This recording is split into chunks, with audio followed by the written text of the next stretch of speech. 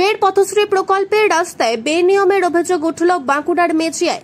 মেচিয়ার বেনাগাড়ি থেকে মুরগাবনি rail line পর্যন্ত 2 kilometre রাস্তা নির্মাণে উদ্যোগী হয় রাজ্য সরকার।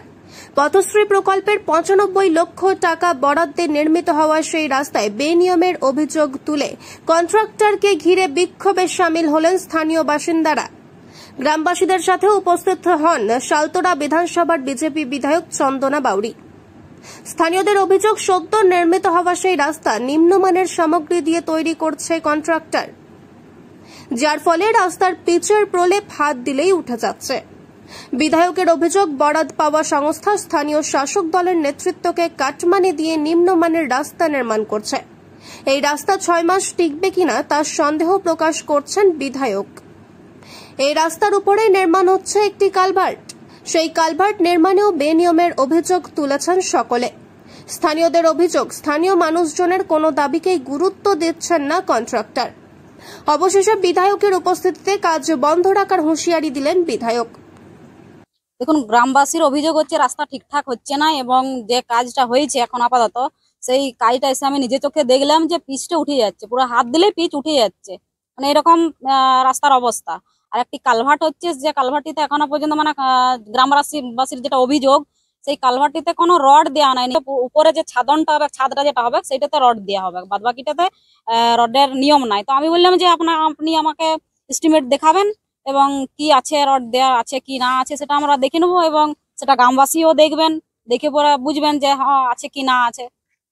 দেখুন কি বলবো, এখানে পশ্চিমবঙ্গের অবস্থাটাই এরকম, কারণ এদের অনেক মাথা আছে, তো সেই মাথাদেরকে প্রচুর টাকা খাওয়াতে হয়। তা না হলে তাদেরকে মানে যে কাজগুলো যারা পায়, ঠিকাদার যারা, তাদেরকে তো ঠিকার কাজগুলো দেওয়া হয় না। যদি তাদেরকে টাকা না খায়, তাদেরকে ঠিকার কাজ একটাও দিবে না।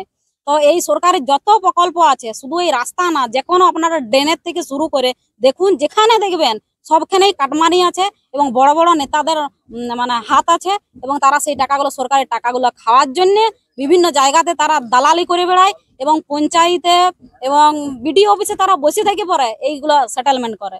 অবশ্যই যদিও কন্ট্রাক্টর তার বিরুদ্ধে ওঠা অভিযোগ অস্বীকার করেছে। বিধায়কের এই উক্তিকে উড়িয়ে দিচ্ছেন তৃণমূল পরিচালিত পঞ্চায়েত সমিতির সভাপতি।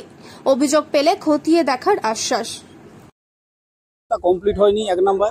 2 নম্বর, কালভেটে কোনো রড নেই, পিচগুলো উঠে যাচ্ছে। পিচগুলো বর্ষার সময় হয়েছিল, কিছু কিছু জায়গায় তলে মাটি পড়ে গেছে, ঠিকঠাক পরিষ্কার করেনি লেবারে।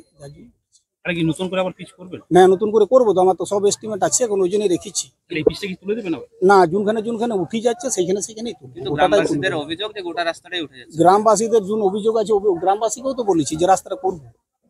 আমারই গাড়িতে নষ্ট হয়েছে, নতুন করে করবো। এই যে কালভার্টের বলছে কোনো রড ব্যবহার হয়নি, এটা কি এস্টিমেট ছিল? এস্টিমেটে রড নেই। ওই তো বললাম, বর্ষার সময়তে কাজটা করেছে, লেবারে তোলাটা ঠিকঠাক পরিষ্কার করেনি। আপনার সেক্ষেত্রে গাফিলতি তো? আমার লোকের গা ফেলাতে সেই সময় তো দেখেনি, তার জন্য তো আমি করে দেবো বলছি। আমার লোক দেখেনি গা ফেলাতে, আমি সেই জন্য করে দেবো। আমি কেন স্বীকার করবো গা ফেলাতে?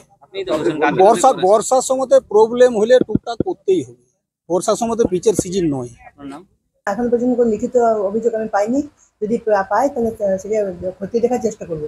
আর ছাড়ুন তো ওনার কথা, উনি তো অনেক রকমই বলেন। উনি ভোটের সময় এলেন, কোনো মানুষের যে সুযোগ সুবিধা কোনো তো খতিয়ে দেখেন না। ভোটের সময় তিনি আসেন, তাছাড়া ওনার কোনো পাত্তা পাওয়া যায় না। তিনি যে অভিযোগটা করছেন সেই অভিযোগটা ভুল একদম। তো দেখার চেষ্টা করবো, উনি যে বলেছেন সেটা আমাদের খতিয়ে দেখতে হবে, তারপর ওনার সেরকম এগেইনস্ট ব্যবস্থা নিয়ে যাবে। ওনারা বলছেন যে আপনারা কাটমানি নিচ্ছেন, টাকা নিচ্ছেন কন্ট্রাক্টরের কাছে। সেটা ওনার প্রমাণ করে দিতে হবে, আমরা কাটমানি নিচ্ছি না কি নিচ্ছি, সেটা প্রমাণ করতে হবে ওনাকে।